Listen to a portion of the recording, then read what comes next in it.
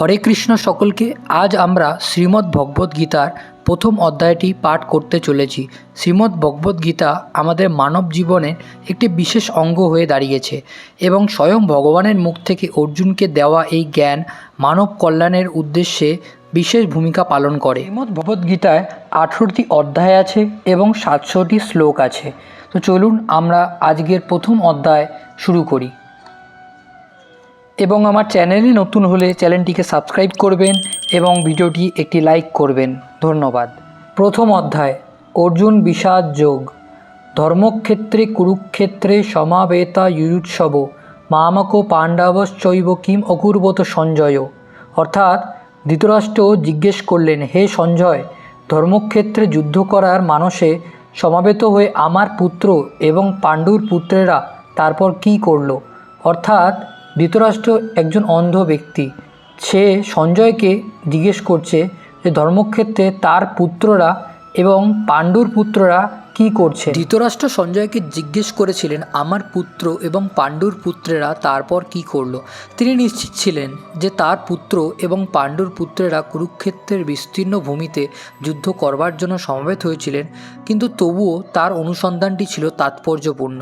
তিনি চাননি যে পাণ্ডব এবং কৌরবদের মধ্যে মীমাংসা হোক। এখানে সঞ্জয় তিনি ছিলেন ব্যাসদেবের শিষ্য, তাই ব্যাসদেবের আশীর্বাদে তিনি দিব্য চক্ষু প্রাপ্ত হন এবং তার ফলে তিনি ঘরে বসেও কুরুক্ষেত্রের সমস্ত ঘটনা দেখতে পাচ্ছিলেন এবং তা ধৃতরাষ্ট্রকে বলছিলেন। ধৃতরাষ্ট্র ছিলেন জন্ম অন্ধ এবং দুর্ভাগ্যবশত তিনি পারমার্থিক তথ্যদর্শন থেকেও বঞ্চিত ছিলেন। তিনি ভালোভাবেই জানতেন যে ধর্মের ব্যাপারে তার পুত্রেরা ছিলেন তারই মতো অন্ধ এবং তিনি নিশ্চিত ছিলেন তার পাপিষ্ঠ পুত্রেরা পাণ্ডবদের সঙ্গে কোনোরকম আপোষ মীমাংসা করতে সক্ষম হবে না, কারণ পাণ্ডবেরা সকলেই জন্ম থেকে অত্যন্ত ধর্মপরায়ণ। অধ্যায় 1 শ্লোক 2। সঞ্জয় উবাচ দৃষ্টা তু পাণ্ডু বাণিকং বৃড়ং দুর্যোধনস্তদা আচার্যমুপসঙ্গম্য রাজা বচনব্রবীত। এই শ্লোকটিতে সঞ্জয় ধৃতরাষ্ট্রের প্রশ্নের উত্তরে বললেন, হে রাজন, পাণ্ডবদের সৈন্যসজ্জা দর্শন করে দুর্যোধন দ্রোণাচার্যের কাছে গিয়ে কিছু বললেন। মহাভারতের যুদ্ধভূমিতে ধৃতরাষ্ট্রের পুত্র দুর্যোধন পাণ্ডবদের সৈন্যদল দেখে ভয়ভীত হয়ে দ্রোণাচার্যের কাছে গিয়ে কিছু একটা বললেন। 3 নম্বর শ্লোক। পশ্চৈতং পুত্রনামাচার্য মহতিং চুমুং বৃহৎতুপদপুত্রেণ তব শিষ্যেন ধীমতা। এই শ্লোকটি দুর্যোধন দ্রোণাচার্যকে যুদ্ধের ভূমিতে বলছেন, হে আচার্য, পাণ্ডবদের মহান সৈন্যদল একবার দর্শন করুন, যে আপনার অত্যন্ত বুদ্ধিমান শিষ্য ধ্রুপদের পুত্র অত্যন্ত দক্ষতার সঙ্গে এক সৈন্যের আকার রচনা করেছে। যুদ্ধভূমিতে চতুর কূটনীতিবিদ দুর্যোধন মহৎ ব্রাহ্মণ সেনাপতি দ্রোণাচার্যকে তার ভুল ত্রুটিগুলো একবার দেখিয়ে দিয়ে তাকে সতর্ক করতে চেয়েছিলেন।